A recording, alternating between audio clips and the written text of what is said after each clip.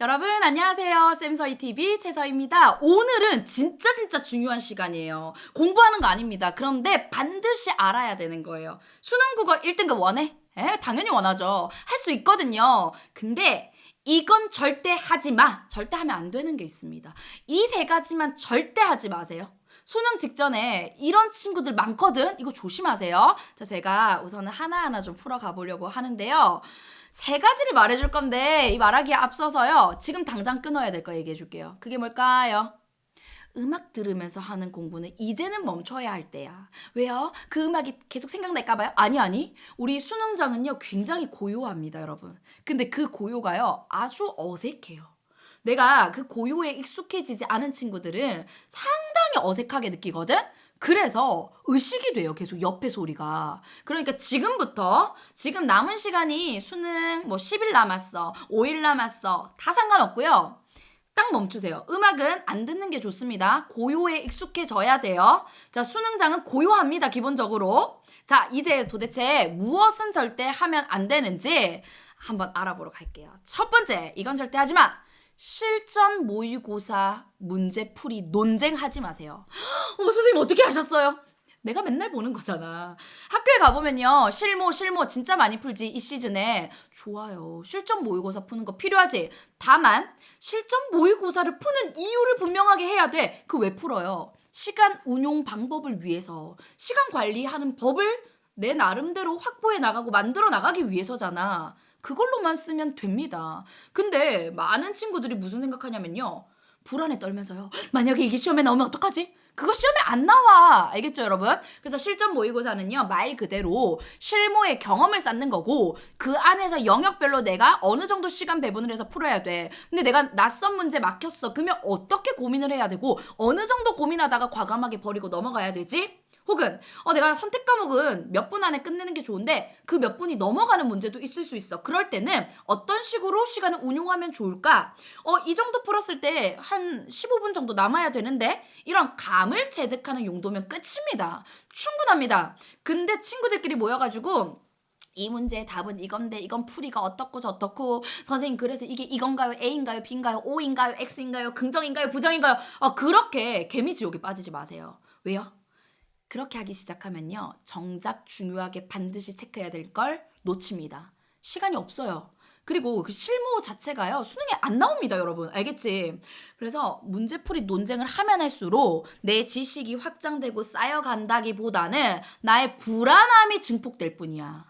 불안함을 끊어내야 돼요. 스스로를 믿으세요. 이제 이 정도까지 왔으면 공부 많이 한 거거든. 알겠지? 자, 두 번째. 이거 절대 하지 마. 뭐 하면 안 될까요? 섣부른 문제풀이 순서 바꾸게 하지 마세요. 지금까지도 물어봐요. 선생님 제 친구는요. 엄매를 제일 마지막에 푼대요. 선생님 제 친구는요. 문학을 제일 마지막에 푼대요. 왜 그렇게 다를까? 당연하지. 사람이 다르잖아. 그러니까 여러분이 지금까지 숱하게 많은 모의고사 학력평가 봐왔고요. 모의고사 유형의 문제들 풀어봤잖아요. 여러분의 스타일이 나온다고. 내가 약하고 강한 부분이 나온다고. 혹은 내가 독서는 시간이 촉박하니까 전혀 안 읽히더라. 이런 친구들이 있고요. 나 문학은 마지막에 푸는 게 좋아. 문학은 쓱 봐도 대충 알겠어. 이런 친구들도 있고요. 또는 나는 화작 한번 풀기 시작하면 시간 너무 많이 잡아먹어. 근데 그렇게 오래 안 읽어도 답은 맞힐 수 있거든. 이런 친구들이 있어요. 그렇다면 그런 자신의 스타일을 고려해서 문제풀이 방법을 지금까지 만들어 놨을 거란 말이야. 그런데 섣불리 내 친구, 잘하는 친구 얘기 듣고요. 불안에 떨면서 나도 저대로 해봐야 되겠어 하고 바꾸잖아요. 수능장에서 어떻게 될까요? 머릿속이 하얘져요.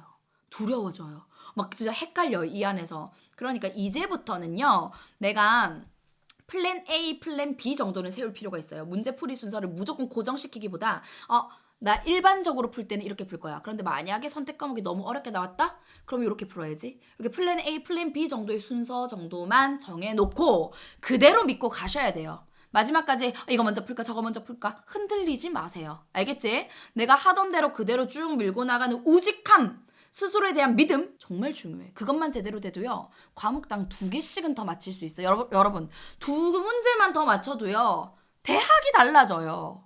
한 문제 더 맞히잖아? 과가 달라져요. 알겠어? 자, 그 다음 마지막. 이건 절대 하지 마. 국어 만점에 대한 집착. 아니 선생님 이게 무슨 소리십니까? 만점 받아야죠. 아 그래 우리가 만점을 받기 위해서 그동안 열심히 공부했지. 그거면 충분해요. 우리 수능장 가서요. 나 진짜 국어 만점 받을 거야! 이 생각하지 마세요. 물론 아주 극성했건 학생들은 예외입니다. 대부분 제가 말하는 친구들은요. 2등급 혹은 1등급 안정적이지 않은 1등급 이런 친구들은요. 만점에 집착을 하다 보면 한 문제 한 문제를 못 넘어가요. 그래서 의외로요. 평상시에 되게 잘했던 친구들이 국어 문제 3지문을 못 풀었어요. 2지문을 못 풀었어요. 저 망했어요. 이런 친구들 많다? 왜 그럴까요? 수능장이니까 불안도는 기본보다 더 높단 말이야. 당연해요, 그건. 근데 거기서 내가 만점에 대한 욕심을 부리기 시작하잖아? 집착을 하기 시작하잖아? 한 문제가 답이 나왔어요. 근데 못 넘어가요. 진짜 맞을까? 스스로를 믿어야 돼. 만점 받을 필요 없어요. 하나 틀려도 돼. 2개 틀려도 돼. 적어도 내가 푸는 그 순간에만 최선을 다하면 되지 다음 문제로 넘어가서까지 걔를 고민하고 있지 마세요. 알겠죠? 털어낼 건 털어낼 수 있는 과감한 결단력 필요합니다. 그런데 제가 절대 하지 마 요 3가지를 얘기했잖아요. 이 3가지의 기반에 깔려 있는 게 뭐냐면요. 불안함이거든요. 불안함은 키우지 마십시오. 이제는요. 믿으세요. 아야 내가 이 정도까지 공부했는데 당연히 이게 답이야. 내가 이 정도까지 공부해서 이 정도 확신 들었으면 맞아. 아니면 문제 이상한 거야. 이렇게 넘어갈 수 있어야 돼. 그렇게만 되잖아. 여러분 한 등급 이상은 지금보다 올라갈 수 있습니다. 제가 장담할게요. 할 수 있겠어? 할 수 있어. 제가 끝까지 도와줄 겁니다.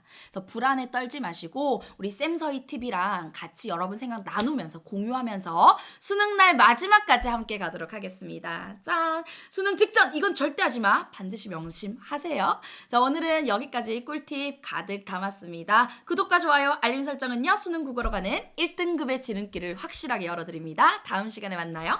안녕!